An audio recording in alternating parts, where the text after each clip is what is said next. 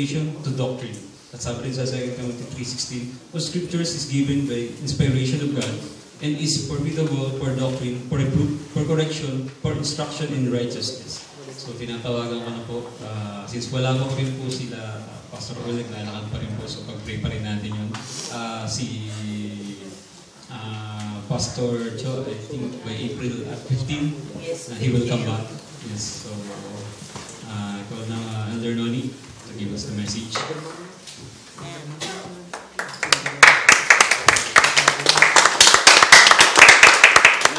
Puri po ang Diyos sa buhay natin. Amen. At natin magalak sapagkat sa Panginoon ay buhay. Amen. We are celebrating the resurrection of Jesus Christ. Amen. Ang kanyang pagkabuhay na muli. So kailangan maging masaya tayo. Alive, alive, alive forevermore. Kailangan maging alive tayo kagaya ng Panginoong Jesus. At sa umagang ito, nawa ay gabayan tayo ng Diyos sa ating gawain sa umagang ito. At yung mensahe po, nawa ay gabayan ko rin ako ng banal na Espiritu. At kaya nga po, hindi lamang po ang resurrection ng Panginoon ang sineselebrate sa umagang ito, kundi magpasalamatan din po ang buhay ni Pastor Ong na kung saan na itatagpo ang iglesyang ito. Ito po ang kanyang ikatlong anibersaryo, third life anniversary. Hindi po namamatay ang Kristiyano, natutulog lang. Amen po ba? Amen. This is third life. Kaya pinagpasalamat po natin ang buhay ni Pastor Ong sa iglesyang ito, sa patuloy na paggamit sa kanya ng Panginoon, kahit nagpahinga na po siya, siya'y natutulog, at patuloy pa rin ginagamit po ang kanyang asawa sa gawain ito. At ang kanyang kayamanan ay talaga pong binibigay na tulong sa mga nangangailangan. So yun nga, nagsimula ang company nga po nila, ay talagang ganun ang siguro at talagang ang sa mind, sa puso niya na, Lord, i-bless yung company ko at i-bless ko rin ang mga tao na nangangailangan. So yun ang nag-response sa kanya, sa Panginoon. Dahil nga, pinagpala kanyang negosyo, pinagpala rin tayo sa pamamagitan ng buhay niya at yun nakakatulong po sa ating lahat. Kaya po sa umagang ito at kailan po ba nagsimula ang Lent season? Kailan po ba nagsisimula ang Lent? Sa pagtuturo ni Pastor Paul, mga isdok rin po na nalaman, nagsimula po ang Lent season after the Ash Wednesday. So after the Ash Wednesday, magbibilang tayo ng 40 days. Ito po yung tinatawag na Easter Sunday. So 6 weeks before that, ay magkakaroon po tayo ng tinatawag na Easter Sunday o Resurrection Day sa mga Kristiyano. Sa Catholic, Easter Sunday. Sa atin, Resurrection Day. So magbibilang po siya ng 6 weeks. So yung last Sunday, ano pa nangyari yung last Sunday? Ito po yung tinatawag natin na Palm Sunday. Palm Sunday kung saan ang Panginoong Jesus ay pumasok sa Jerusalem. Diba? Sinalubong siya ng mga tao. May mga hawak silang Hosanna, Hosanna to the King. Tinanggap siya mga hari, di ba? Ng mga Israelites. Pakikita po natin yan sa Matthew 21:11. So after the Palm Sunday, ay nagsimula na po ang Holy Week. So yan, Monday, Tuesday. So yung mga tawag sa mga week na yan. At yung Thursday, tinatawag na Monday, Thursday o Passion Day. Na kung saan, ang Panginoong Jesus ay nagkaroon ng huling hapunan sa mga apostol, Last Supper. Tapos nagkaroon po ng washing of the feet. Ano pa nangyari ng gabing yon? Nung gabing yon ay after na kumain sila, pumunta siya sa Gethsemane Garden. Di ba nanalangin siya? Jesus prayed to the Father, if ever, Panginoon, take this cup. Di ba sabi niya? Alisin mo po ito, pero your will be done pa rin. At pagkatapos noon, he was betrayed by Jesus Christ. Yun po ang simula ng passion ng Panginoon sa yung Thursday ng gabi. At pagkatapos noon, he was arrested by the elders and the chief priests. Hinuli siya ang trial madaling araw hanggang siya ay namatay. Sabado na umaga, namatay siya. Last Friday, itong Friday na to, Holy Week, di ba? Ito yung Passover na sinicelebrate po ng mga Israelites. Ngayon, ang Passover nila mag-start ng nightfall ng April 3, Friday, at matatapos ng Saturday, nightfall. Bali ilang days yun, 11 days ang celebration nila ng Passover. Ang tayo naman ang sinicelebrate natin is Easter Day or Resurrection Day. We are celebrating the resurrection of Jesus Christ. Samantala mga Israelites, ang event nila ngayon, they are celebrating the Passover. Natandaan niyo po ba yung Passover sa Exodus? Na kung saan, ang Passover ay, sinabi ng masa nila, ng Panginoon na Passover of the Lamb, na magpatay kayo ng tupa, di ba? Na walang bahid, walang kapintasan, mga panahon ngayon. At ang tupang yun, sa panahon ni Hesus Kristo, siya po yung Passover of the Lamb. Nung Good Friday, that time, sa panahon ni Jesus Christ. Hindi na yung tupa mismo, siya na ang ipinalit. So nabago na po yung tipa ng Panginoon. At yan po diyan po nagsimula po ang Lent season natin at matatapos itong Resurrection Day, which is the Easter Day. Kunti lang naman po yung natin, yung topic natin. Ang title po ng ating message po this morning is about the significance of the resurrection of Jesus Christ. Ang kalagahan, the importance of the bodily. Gano'n ba kaalaga ito? Itong momentous event nangyari noon na kinakahintay talaga natin na isulat sa Biblia. Diba? At sinabi ng Panginoon na siya'y mamamatay at mabubuhay ulit after 3 days at kailangan patunayan niya ito. So before we start, let us ask for the Holy Spirit to guide us. Ama namin Diyos, Panginoon, salamat sa umagang ito. At nawa, Panginoon, ito po ang mangusap o hitas o bagay ito tungkol sa muling pagkabuhay po ng aming Panginoon. At ito'y napakahalaga, Panginoon, sa foundation po ng aming pananampalataya, ang kanyang pagkamatay at pagkabuhay na muli. Tulungan mo kami sa umagang ito, Panginoon, na ma-elaborate, maipaliwanag po ang kahalagan ng kamatayan ni Jesus. Salamat, Panginoon. Ito aming dalangin sa pangalan ni Jesus na aming Panginoon at Pagligtas. Amen. So, Easter Sunday is an annual holiday celebrated by many. This annual holiday, taon-taon po, ang Easter Sunday, Resurrection Day, ay sinicelebrate po natin, di po ba? Inaalala po natin ang kamatayan ng Panginoong Hesus sa buong mundo. Mga Kristiyano ay ginagawa po ang resurrection of Jesus on this day. Sa panahon po ngayon, sineselebrate po nila, kasama po tayo. At they consider it is most holy and religious day. Napakalaga po nito. Yung mga Kristiyano po in the first century, ay hindi po sila nagsiselebrate ng annual observance of this event. Wala po sila, masaya na po sila sa pagtira-tiraso ng tinapay. Wala pa pong celebration ng Easter Sunday or Resurrection Day. Wala pa po. Na-introduce lamang po ang Easter Sunday nag-start po siya from 2nd to 3rd century. Doon lamang po nagsimula ang Easter Sunday. It was introduced by the ICAR or the Roman Catholic. Doon po nagsimula. At ngayon ay na-adapt na rin po natin at siniselebrate natin taon-taon. Ang Easter po ay naggaling sa salitang Oster o isang goddess sa Western Europe na in-adapt nila sa panahon na yon at ginawang Easter Sunday na po. Kaya nagtataka ko nung, bakit tinatawag ng Easter eggs, di ba? Kaya nakakagulat, ito naranasan sa Pilipinas. Ano ba simbolo ng itlog na yan?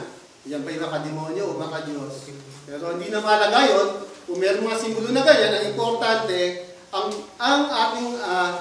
ginagawa natin, ang pinapalagaan po natin, ay ang Panginoong Hesus at kanyang pagkamatay at pagkabuhay na muli. Amen. Hindi na pumalag kayo, bakit? Demonic yan ang ginagawa ninyo, di ba? Hindi po doon. Importante ang kalagahan noon, yung pag-alala natin sa kamatayan at pagkabuhay na muli ng ating Panginoong Hesus. Right. Some churches today are following the New Testament pattern. They are not celebrating Easter Sunday. Iba naman, sineselebrate. So, ibang churches, wala silang Easter Sunday. Wala silang Resurrection Day. Pero hindi nga po, importante na yun. So, why is the truth of the bodily resurrection of Jesus Christ is important? Bakit po napakahalaga? The bodily resurrection of Jesus Christ is most important in event in the history, providing irrefutable evidence that Jesus is who claimed to be the Son of God. It is irrefutable na tiniling na siya ay Diyos. Hindi nila kayang i-deny. Hindi kayang pasinungalingan na ang pagiging Diyos niya ay siya ay talagang tunay na anak ng Diyos. It is His resurrection confirm the validation of His deity. Yung kanyang pagkabuhay na muli, na-confirm yung kanyang pagiging Diyos. Diba? Ang Diyos, hindi namamatay. Sabi nila, bakit si Jesus namatay? Pero nabuhay siya after 3 days. Sinabi niya yun, pinatutuhanan na niya siya ay mabubuhay muli. 4 na beses niya sinabi sa 4 Gospel of the New Testament. John, Mark, Matthew, and Luke. Sinabi niya sa John, sabi, tear down this temple and in 3 days I will build again. Yung temple na yun. Diba? Temple? Sabi ng mga Israelites, ng mga Pariseyo, ilang taon namin ginawa yan, 3 araw mo lang itatayo. Diba? Ganun magsita ang Panginoon. Ang sinasabi niya, ako yun. Pag namatay ako, mabubuhay ako after 3 days. Sinabi rin sa Mark, then Jesus began to teach His disciples, the Son of Man must suffer much and be rejected by the elder, the chief priests and the teachers of the law. He will put to death, but 3 days later, He will rise to life. Ito po'y kinonfirm na Panginoon na siya mabubuhay na muli. Kaya hinihintay nila ang momentous event na to. Napakahalaga event, napakahalaga upang may halimbawa niya, may pakita na siya ay Diyos. Yan po ang sinasabi ko ng Panginoon. If Christ would not be yourself, we had no hope. Kung hindi siya nabuhay, wala tayong pag-asa. In fact, apart from the Christ bodily resurrection, we have no hope, we have no Savior, we have no salvation, and no hope of eternal life. Wala tayong, kung hindi siya nabuhay na mali, wala tayong pag-asa. Wala tayong tagapagligtas. At wala tayong kaligtasan na tinatawag na eternal life. The Apostle Paul said, our faith would be useless if the life-giving power of the gospel would be altogether eliminated. Kung hindi naman nabuhay ang muli ang Panginoon, wala nang pag-asa itong ginagawa natin. Ang ating pananampalataya is useless. Walang katuturan po. Because our eternal destiny is right on the truth of this historical event. This is very historical event na nangyari. Doon po nakasalalay ang ating buhay na walang hanggan. The resurrection has been the target of Satan's great attacks against the church. Noon pa man, nung mamatay ang Panginoong Hesus, gusto na nilang pasinulingan ang kanyang pagkabuhay na mauli. Tingnan po natin sa Matthew 27:62. Ano ba sinasabi? Matthew 27:62. Tagalog na lang. Tinanong mag-asan alalaong bagay pagkatapos ng araw ng paghahanda. Sama-samang nagpunta kay Pilato ang mga punong saserdote at ang mga Pariseyo. Sinabi nila, naalam po namin na sinabi ng mapagpanggap na iyon, nung nabubuhay pa siya, na siya muling nabubuhay na muli. Naalala ng mga saserdote at mga Pariseyo. Lumapit sila kay Pilato. Sabi ng sinungaling na yan, after 3 days, mabubuhay siya uli. Kaya kailangan pabantayan ninyo yan, baka nakawin ng mga gwardya. Di ba? Pero sa totoo lang, sa puso nila, sa isip nila, ay natanggap na si Kristo ay Diyos. Sa dami ng ginawa niyang himala, sa dami ng gumaling, sapagkat silang mga chief elders, wala silang kapangyarihan na mapagaling. Pero si Jesus, salita lang. Di ba? Pag bumuka ang bibig, maraming gumagaling. Pero yung mga chief priests, walang nangyari, mga punong sacerdote. Wala silang mapagaling. Wala silang nagagawang himala. Pero ang Panginoong Jesus, maraming ginawang himala. Anong sinabi dito?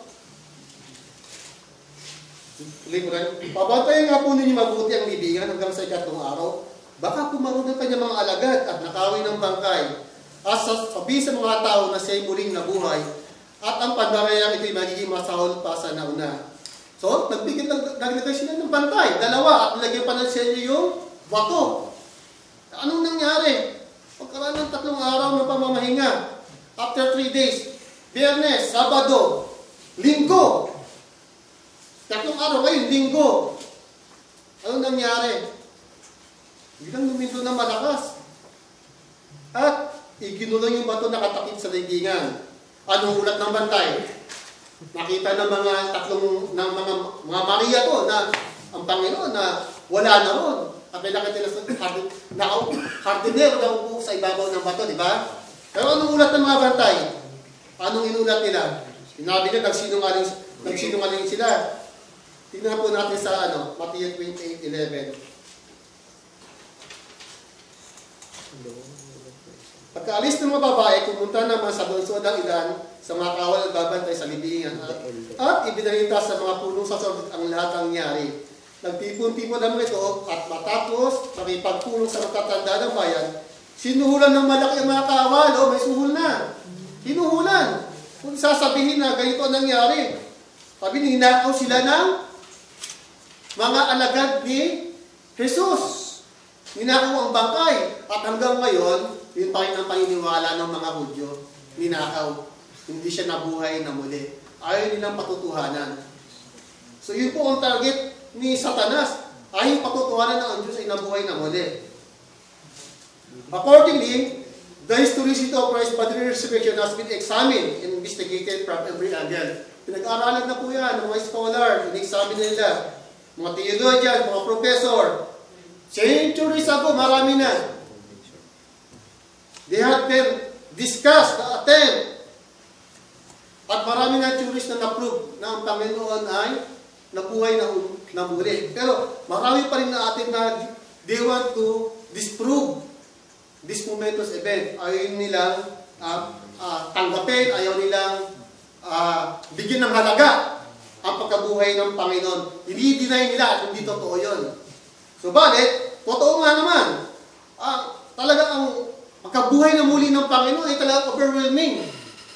Napakahirap unawain, di ba?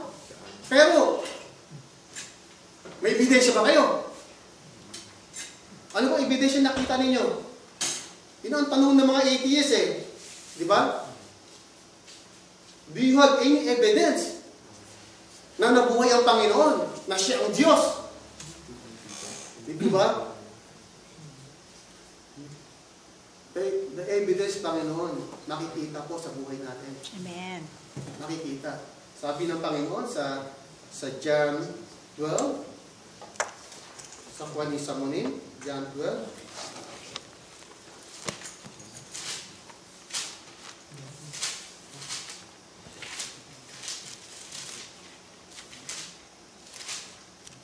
Saling Bible.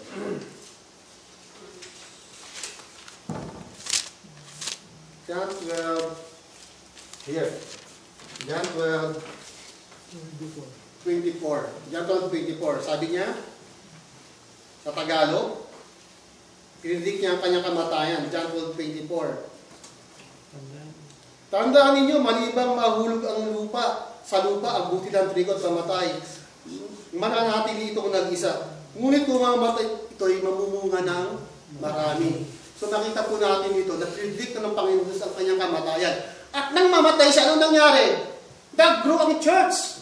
Nagsimula ang church. Di ba? At pinagpapatay ang mga apostol. At habang pinagpapatay ang mga apostol, anong nangyari?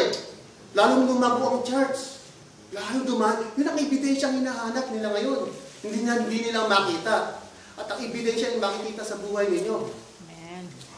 Makikita sa puso ninyo na yung pagkukumbik ng Holy Spirit na ang Biblia ay salita ng Diyos. Kasi Kristo ay Diyos. Yan po ebidensya. Kaya nakagawa kayo ng mga himno, mga awiting panlangit. Yan po ang ebidensya. Isa pang ebidensya, yung continuous publication po ng Biblia. Walang tigil. Ano pang ebidensya ang hinahanap ninyo na buhay muli ang Panginoon? Pinagpapatay ang mga lingkod ng Panginoon, lahat na naglingkod sa Kanya, pinatay na, subalit nagpatuloy po ang church ng Panginoon. Amen. So, nonetheless, from the Christian in ancient Corinth, too many to the misunderstanding persists relative to certain aspect of our Savior's resurrection. Dito po sa 15th chapter po ng Corinthians, ay maraming mga katanungan. Ito po ang ating topic ngayong umaga. Sabi nila, mga tanong dito, why some ask it important that Christ's body was resurrected? Bakit napakalaga na ang katawan ng Diyos ay nabuhay na maguli? Kasi ang Corinthians ng bata pa yung church. Anong halaga nito? Ang kanyang resurrection ba ay spiritual? O ano ba yung abekta ng spiritual? Is his resurrection has just been spiritual? Why and how does the resurrection of Jesus Christ guarantee the bodily resurrection of the believers? Anong garantiya nun? Na tayo nabubuhay na muli. Dahil nabuhay ang Panginoong Hesus. And mga katanong sa chapter 15 ng 1 Corinthians, will our resurrected body be the same as our earthly bodies? Yung katawan ba natin na ito? Hindi kagaya. Na pag buhay na ulit, magiging kagaya ba ng ating earthly bodies? Hindi po. So in mga katunan, if not, what will they be like? The answer to this question are found in the 15th chapter of Paul's first letter to the church in Corinth, a church that established several years earlier during his missionary journey. Yon. Bago pa lang ang church, gaya ng New Life Church. 12 years pa lang. Pero ang member, 3 years, 4 years, 6 years, di ba? Bago pa. Kaya yung mga tradisyon, minsan na-adapt. Kaya nagkakaroon ng mga tanong. Alin ba tama, alin ba dapat? Alin ba dapat sundin natin? Di ba? Mga panahon na yan. So, in this, let us read the chapter 15, verse 1 before we go to our message. And now I want to remind you, my friends, of the good news which I preach to you, which you received, and on which your faith stands firm. That is the gospel, the message that I preach to you. You are saved by the gospel if you hold firmly to it, unless it was for nothing that you believe. Ang sabi niya, pinapalala ko sa inyo, mga kapatid, ang mabuting balita na ipinangaral ko sa inyo. Yan ang ebanghelyo ng inyong saligan na tinanggap ng inyong pananampalataya. Anong saligan ito tinanggap ninyo? Ha? Sabagat ito ibinigay ko sa inyo yung pinakamahalagang aral na tinanggap ko rin. Tinanggap ni Apostol Pablo ang mahalagang aral na ito. Kayo niya tinanggap. Kayo niya tinanggap ang mahalagang aral.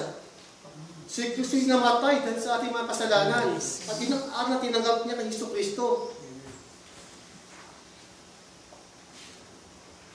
Sa mga apostol, nakasama ba ni Pablo ang Panginoong Hesus? Hindi niya nakasama, di ba? Hindi siya kasama. Pero, tinanggap ni Apostol Pablo ang aral ng Panginoon. Paano niya tinanggap ito? Ano ba nangyari kay Apostol Pablo? Paano niya tinanggap yung aral na ito? Tungkol kay Hesus Kristo, tungkol sa mabuting balita. Sino nagturo sa kanya? Holy Spirit. Ang Holy Spirit. Tignan na po natin sa Gawa 9. Holy Spirit. Acts 9. Gawa.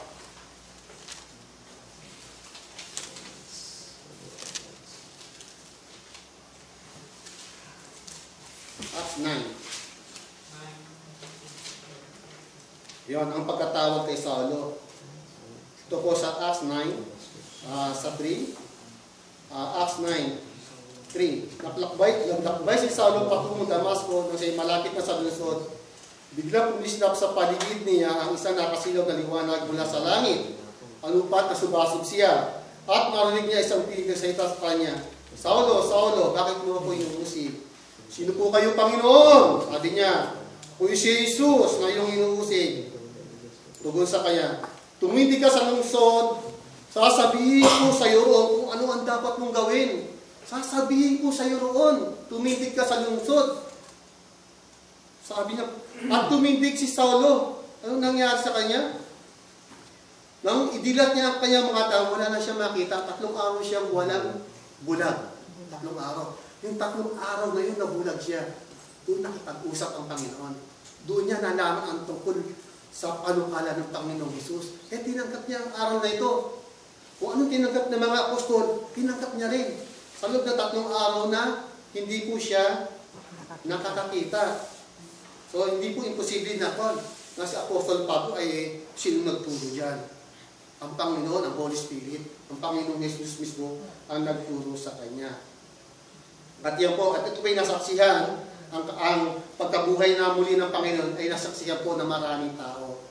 Maraming nakasaksi. Hanggang 500 tao, higit pa, nakasaksi sa kanyang pagkabuhay na muli. So ano ba what is the significance of this? Tingnan po natin sa ating ngayon.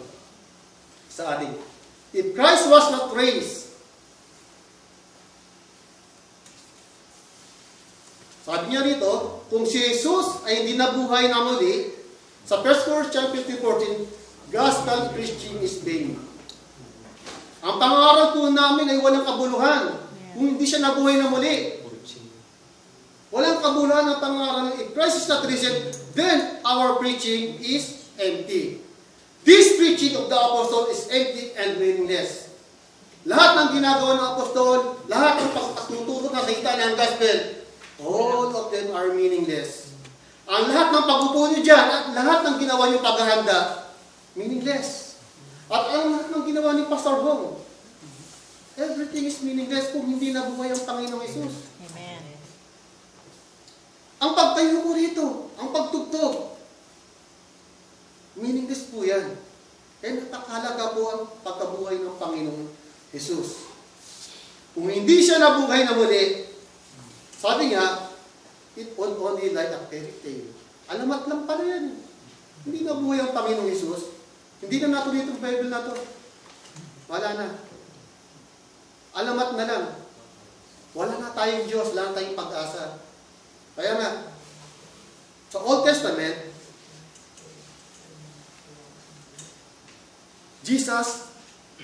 the Old Testament predicts the coming of Jesus. And the New Testament, what happened? Reveals who the Messiah is. Pinakita kung sinong Messiah, kung sino yung Lamb of God, kung sino yung Lamb na sinasacrifice sa Old Testament, at siya naman yung Lamb of God na sinacrifice sa New Testament. At siya ang una at huli sa lahat. Through His sacrifice, lahat tayo po ay naligtas na. Hindi na kailangan ng ibang sakripisyo. Tinapos na ng Panginoong Jesus. Amen. So, if Christ was not raised, gospel preaching is vain. Wala pong katuturan ng ating parangal o walang kabulan. Next, our faith is vain. Ang ating pananampalataya ay walang katuturan. Wala. Empty. Empty. Zero. Nothing. Wala tayong mapapala. At tayo, ang ating pananampalataya isang kasinungalingan. Isang istorya lamang na maniwala ka, di ba? This is true. Totoo. Walang basihan. Yan po, our faith is vain. Pangatlo, the apostles were false witness. Sila po ay mga Bulaan. ano sila? Mga bulang saksi. Ito ako, bulang saksi rin ako rito. Kayo, maging bulang saksi.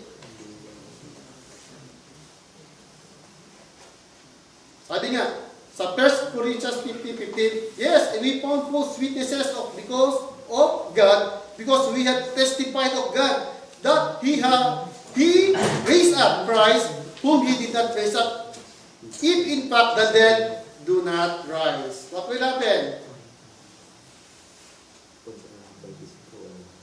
So, they are become false witnesses. Si Apostle Peter ay nagpatotoo, nag-witness about Jesus Christ. Sabi nga sa Acts 2:32, this Jesus has raised up, of which we are all witnesses. Sabi niya, ang Jesus na ito, na pinatay ninyo, ay ang ating Panginoong Jesus. Siya ang ating Diyos. Next, letter B. If Christ was not raised, we are still in Sins. our sins. Our faith would be futile, and we would still be sinners. If Christ is not risen, faith is futile. Ano ibig sabihin ng futile? Walang katuturan. You are still in your sins. Tayo, nasaksanan pa rin tayo. Walang maghugas ng kasalanan natin kung ang Panginoong Hesus ay hindi po nabuhay na maguli. He would have been a liar or lunatic that died on the cross. Isa na siya, may lunatic. May sira sa ulo, di ba? Na nagpakamatay lang sa krus.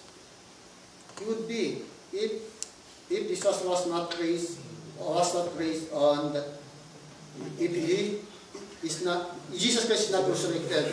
No such person could live provided a sacrifice that was holy and without blemish. Walang ibang tao na pwedeng sacrifice. Siya lamang. Siya ay banal at walang kapintasan. Walang ibang tao pwedeng i-sacrifice. It's only Jesus. Amen. Letter E. Believers who have sins died have perished. Lahat ng mamanampalataya noon, mga followers ni Jesus Christ, lahat sila ay mamamatay. Kung hindi siya nabuhay na muli, wala silang pag-asa. Those who have died believing in Christ are all perished. Their faith would have been in a false Messiah. Ang ay ng pananampalataya, adong sa bulaang tagapagligtas. False Messiah, bulaan, sinungaling. They would have no atonement for their sins. Wala na maglilinis sa ating kasalanan. If Jesus Christ was not risen from the dead. Dying in their sin, there would have been no hope. Mamamatay na tayo sa kasalanan. Wala na tayong pag-asa. If Christ has not been resurrected, wala na tayong pag-asa. Nasa ilalim pa rin tayo ng kasalanan. Letter F, tayo ay Christians are to be pitied. Pitied, tayo pinakawawang tao sa mundo. If their hope in Christ is only to this life, edi, kung ang pag-asa natin sa Panginoon ay para sa buhay na ito lamang, tayo na pinakawawang tao. Di ba? Kung ang pag-asa natin kay Jesus ay para sa buhay na ito lamang, 1 Corinthians 15:19, tayo na pinakawawang tao sa mundo. Di ba mabuti pang kumain na lang, matulog at uminom? Di ba? Kung ang ating pag-asa sa Panginoon ay dito lang sa ibabaw ng lupa lang, wala nang eternal life, wala nang eternal hope. Tayo na pinakawawang tao. Dahil naniniwala tayo sa false Messiah. Because we believe in a false Messiah. Because our faith in Him lead us to refrain from worldly pressure. Patuloy lang tayong magkakasala. Kasi nga, hindi siya totoong tagapagligtas, hindi siya totoong Diyos eh. Hindi siya nabuhay na maguli. Yan ang katunayan kung bakit siya nabuhay na muli. Siya ang ating Diyos. Amen. He is our Lord. Ano ba mangyayari? Tatawanan tayo ng mga unbelievers na ay maniwala sa Diyos. We are persecuted because of our faith. Wala mong faith, pananampalataya ninyo eh. Bulaan yan, di ba? So, yan po ang napakalaga. If 6 ifs. Kung ang Panginoon ay hindi na buhay na maguli, everything is empty. Everything is meaningless. Everything is useless. And we are to be pitied person. Tayo ang pinakawawang tao. Kung siya ay hindi na buhay na maguli. But rejoice! Magsaya tayo! Amen. We must rejoice. Now, let us repeat the implication of Jesus' resurrection, which should encourage us always to remember. Ano ba implication? What are the implication of the resurrection of Jesus Christ in our life? What are the results? Ano ba naging resulta dito? First, it verifies our justification. It confirms that it declares that we are righteous in the sight of God. Amen. Tayo pinawalang sala na ng Panginoon. We are righteous. God declares that we are righteous. Tayo pinawalang sala dahil sa ating pananalig. Pananalig sa Diyos na muling bumuhay kay Jesus na Panginoon natin. Tayo pinawalang sala dahil sa ating pananalig sa Panginoon na siya'y nabuhay na muli. Because of our sins, He was given over to die and He was raised to life to put us right with God. Pinapatay siya dahil sa ating mga kasalanan at muling binuhay upang tayo ay mapawalang sala din. Kaya nga, napakalaga na one of the results of the resurrection of Jesus Christ, we are justified. Righteous in the sight of God. Jesus claimed by His blood would be adequate for the remission of our sins. Ang dugo ng Panginoon, sinabi niya, ang dugo ko, it is good enough for the forgiveness of our sin. Ang aking dugo. Jesus, when He said the Last Supper with His disciples, this is my blood, which seals God's covenant. My blood poured out for many for the forgiveness of sins. Ang aking buhos, ang aking dugo ay maibubuhos, ipagpatawad ng mga kasalanan. Yun po. Napakalaga po ng dugo ng Panginoon for the remission of our sins. By raising Jesus from the dead, God demonstrates His acceptance of Jesus as sacrifice for our sins. Yan po. Pinakita ng Diyos ang halimbawa ng pagtanggap kay Jesus bilang sakripisyo sa ating mga kasalanan. Ang ating mga kasalanan ay nilipat kay Jesus. Siya ang sakripisyo sa ipagpapalit po ng ating mga kasalanan, sa ipagpapatawad po ng ating mga kasalanan. Sino pa maghanap ng sakdal laban sa mga hinirang ng Diyos? Sino pa nga ba? Gayong ang Diyos ang nagpawalang sala sa kanila. Who will accuse? God chooses people. Sino pa mag-accuse sa atin? Sino pa? Sino maghaharap ng sakdal sa atin? God Himself declare us not guilty. Sa Romans 8:33-34. 8:33-34. Chapter 8:33-34. Through justification, God declare us not guilty. We are righteous through our faith in Him. We become right to God through His resurrection from the dead. So yan po isa sa mga result or implication of the resurrection of Jesus Christ. We are justified. It verifies our justification. Next po, it demonstrates God's power towards us. Kanina, justification. Ngayon, power. Straight. Oh, may power ba talaga? Amen. Power! Everybody say, power!